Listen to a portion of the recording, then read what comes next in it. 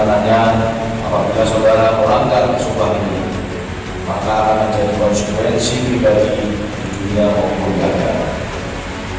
Oleh karena itu, bersediakah saudara mengucapkan sumpah menurut agama masing-masing? Siap. Untuk itu, dengan penuh keimanan, takwaan dan keikhlasan hati, silakan ikuti dan ulangi kata-kata saya.